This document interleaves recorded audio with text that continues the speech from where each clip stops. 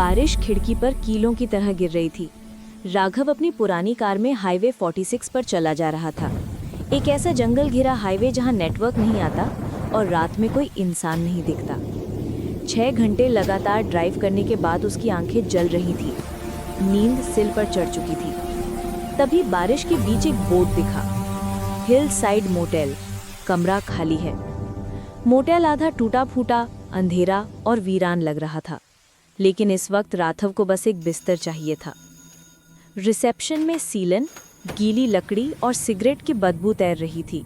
Reception पर बैठा एक बूढ़ा आदमी कांपते हाथों से रजिस्टर आगे सरकाता है। बिना ऊपर देखे कहता है, एक ही कमरा खाली है, कमरा नंबर 13।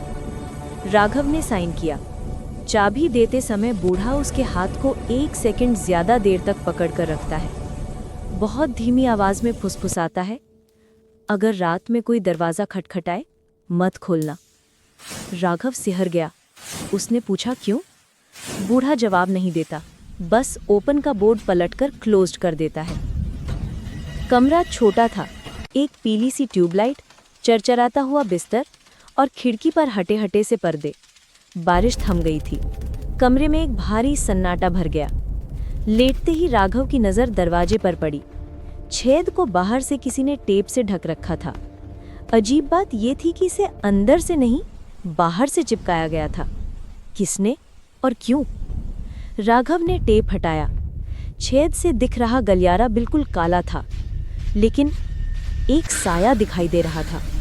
कोई इंसान जो बिल्कुल स्थिर खड़ा था, हिल भी नहीं रहा। बस अगले कुछ सेकंड बाद टुक टुक टुक, धीमी लेकिन साफ दस्तक। राघव का दिल जम गया। वही बूढ़ा रिसेप्शन वाला, कोई यात्री या कोई शरारती? दस्तक दोबारा, टुक टुक टुक, इस बार थोड़ा जोर से। कौन है? राघव ने कांपती आवाज में पूछा। कोई जवाब नहीं, सिर्फ दस्तक। 3 बार, एक जैसी, पूरी तरह लय में, जैसे कोई दरवाजा नहीं राघव के नर्व्स पर मार रहा हो। उसे बूढ़े की चेतावनी याद आई, मत खोलना।